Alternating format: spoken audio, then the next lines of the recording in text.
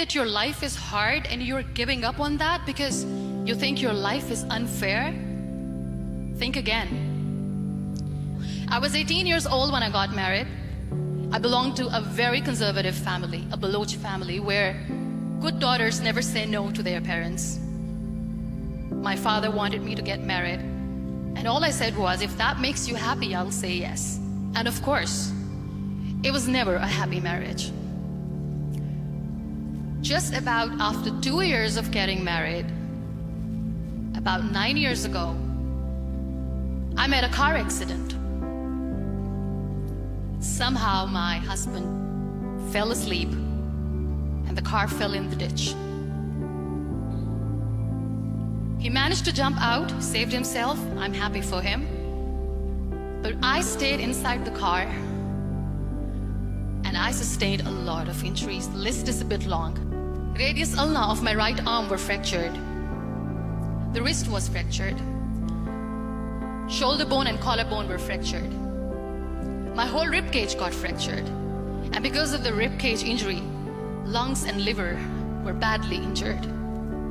But that injury that changed me and my life completely as a person and my perception towards living my life was the spine injury. 3 vertebrae of my backbone were completely crushed and I got paralyzed for the rest of my life. Many people came to rescue. They gave me CPR. They dragged me out of the car. And while they were dragging me out, I got the complete transection of my spinal cord. Those 2.5 months in the hospital were dreadful. I was at the verge of despair. One day, doctor came to me and he said, well, I heard that you wanted to be an artist, but you ended up being a housewife. I have a bad news for you. You won't be able to paint again. Next day, doctor came to me and said, your spine injury is so bad, you won't be able to walk again. I took a deep breath and I said, it's all right. Next day, doctor came to me and said, because of your spine injury and the fixation that you have in your back, you won't be able to give birth to a child again.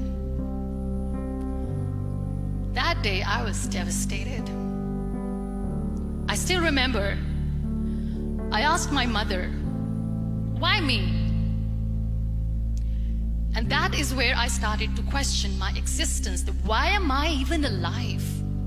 And that is where I realized that the words have the power to heal the soul. My mother said to me, this too shall pass. God has a greater plan for you. I don't know what it is, but He surely has. That day I decided that I'm going to fight my fears. So I wrote down one by one all those fears. And I decided that I'm going to overcome these fears one at a time. You know what was my biggest fear? Divorce. I couldn't stand this word.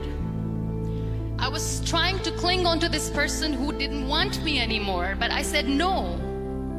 I have to make it work. But the day I decided that this is nothing but my fear, I liberated myself by setting him free. And I made myself emotionally so strong that the day I got the news that he's getting married, I sent him a text that I'm so happy for you and I wish you all the best. And he knows that I pray for him today. Number 2 was, I won't be able to be a mother again. And that was quite devastating for me. But then I realized there are so many children in the world, all they want is acceptance. So there is no point of crying, just go and adopt one. And that's what I did. 2 years later, I got this call from a very small city in Pakistan. I got a call and they said, are you Muniba Mazari? There is a baby boy and would you like to adopt? And when I say yes, I could literally feel the labor pain. I said, yes, yes, I am going to adopt him. I am coming to take him home. So when you accept yourself the way you are, the world recognizes you. It all starts from within. We have this amazing fantasy about life. This is how things should work. This is my plan. It should go as per my plan. If that doesn't happen, we give up. I never wanted to be on the wheelchair. Never thought of being on the wheelchair. This life is a test and a trial, and tests are trials are never supposed to be easy. So when you are expecting ease from life, and life gives you lemons, then you make the lemonade, and then do not blame life for that, because you were expecting ease from a trial. Trials make you a stronger, better person. Life is a trial, and with time you realize that. It is okay to be scared. It is okay to cry. Everything is okay, but giving up should not be an option. They always say that failure is not an option.